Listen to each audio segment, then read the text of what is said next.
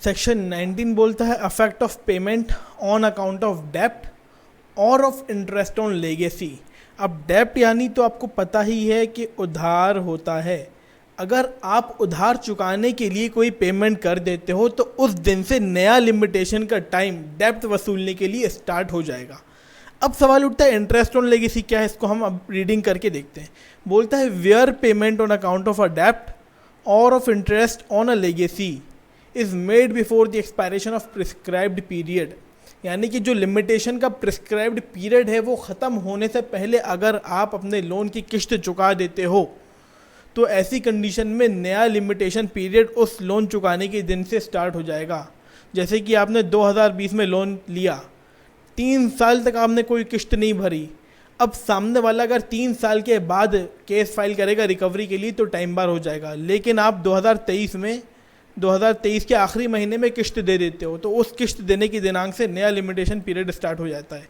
अब यह आता है इंटरेस्ट ऑन लेगेसी क्या होता है। तो देखिए लेगेसी समझते हैं हम, इंडियन सक्सेशन एक्ट की धारा 142 में स्पेसिफिक लेगेसी डिफाइन किया गया है।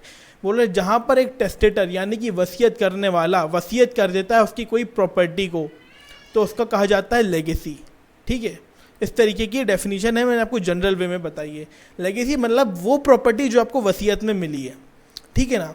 अब सवाल उठता है इंटरेस्ट ऑन लेगेसी क्या है।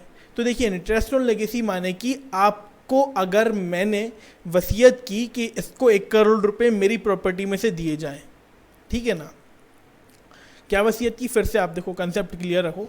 मैंने वसीयत की कि मेरी प्रॉपर्टी का 1 करोड़ रुपया आपको दिया जाए और मैंने एक इंसान को उस 1 करोड़ रुपए का संरक्षक एग्जीक्यूटर नियुक्त करा। अब वो एग्जीक्यूटर क्या होता है, वो आपको पैसा नहीं देता और मुझे शक होता है कि ये पैसे शायद नहीं दे, तो ऐसी कंडीशन में मैं एक इंटरेस्ट लगा देता हूँ लेगेसी पे कि जब तक मेरा एग्जीक्यूटर आपको पैसा नहीं देगा उस एग्जीक्यूटर के ऊपर 5% पर ईयर के हिसाब से ब्याज बढ़ता जाएगा। यानी कि 1 CR की लेगेसी थी और अगर वो मेरा एग्जीक्यूटर मेरे बिक्वेथ जिसने मैंने की है, जो मतलब जिसको मैंने वसीयत की है उसको पेमेंट नहीं करता वो पैसा, ठीक है, तो 5% हर साल की दर से ब्याज अदा करेगा। मतलब कि जो एग्जीक्यूटर है उसके ऊपर फोर्स आ रहा है कि तुम दो उसको लेगेसी, है ना, उसका जो वसीयत में प्रॉपर्टी मिली उसको दो, नहीं देते हो तो 5% ब्याज। तो ऐसी कंडीशन में अगर वो 5% ब्याज अपना 3 साल के अंदर या फिर जो भी लिमिटेशन टाइम है उसके अंदर कुछ ब्याज का पैसा जमा कर देता है आपके पास, मतलब डिपॉजिट कर देता है, तो उस दिन से नया लिमिटेशन पीरियड उस इंसान के खिलाफ, एग्जीक्यूटर के खिलाफ चालू हो जाएगा। ठीक। प्रोविजो बोलता है save in case of payment of interest. अब प्रोविजो बोलता है provided that save in the case of payment of interest made before 1 January 1928।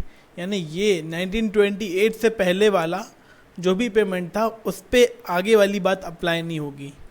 क्या आगे वाली बात क्या है, बोल रहा है N acknowledgement of the payment appears in the writing of, मतलब लिखित में होना चाहिए। ठीक है, किसकी राइटिंग में, जिस व्यक्ति ने पेमेंट किया है उसकी राइटिंग में पेमेंट की एक्नॉलेजमेंट होना चाहिए।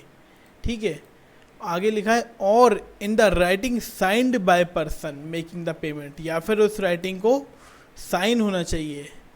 समझ रहे हो ना, यानी कि जिसने पेमेंट करा या तो वो अपनी खुद की राइटिंग में वो एक्सेप्ट करे, एक्नॉलेज करे, ठीक है।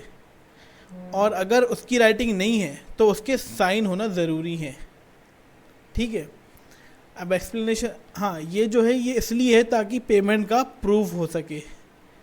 अगर राइटिंग में नहीं है या फिर साइंड में नहीं है तो प्रूफ नहीं हो पाएगा पेमेंट का। अब एक्सप्लेनेशन बोलता है कि for the purpose of this section, A बोलता है where mortgage land is in the possession of the mortgagee the receipt of rent or produce shall be deemed to be payment. यानी कि अगर कोई ज़मीन गिरवी रखी हुई है, ठीक है, और वो जिसके पास गिरवी रखी हुई थी उसके पोजेशन में है, ठीक है, तो ऐसी कंडीशन में जो उसका किराया है और जो उसका प्रोड्यूस है वो भी पेमेंट माना जाएगा।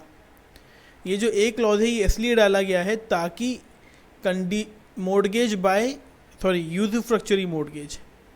यूज़ुफ्रक्चुरी मोर्गेज वाली कंडीशन, जो यूज़ुफ्रक्चुरी मोर्गेज होता है उसमें मोर्गेजी को वो प्रॉपर्टी का पोजेशन दे दिया जाता है जब तक कि मॉर्गेज मनी क्लियर नहीं होता। तो इसलिए यूसुफ्रक्चुअरी मॉर्गेज का टाइम बार ना हो तो उसको एक्सप्लेनेशन में बताया गया है कि अगर यूसुफ्रक्चुअरी मॉर्गेजी के पोजेशन में कोई ज़मीन है और वो उससे किराया वसूल रहा है तो माना जाएगा कि वो पेमेंट ले रहा है, और उसका लिमिटेशन का टाइम जितनी बार वो पेमेंट लेगा उतनी बार एक्सटेंड हो जाएगा। ठीक है, उस दिन से वापस से काउंट होगा। अब डेब्ट does not include money payable under decree और ऑर्डर ऑफ कोर्ट। ठीक है, न्यायालय के आदेश के तहत जो पैसा दिया गया या डिक्री के तहत वो डेब्ट की परिभाषा में नहीं आएगा।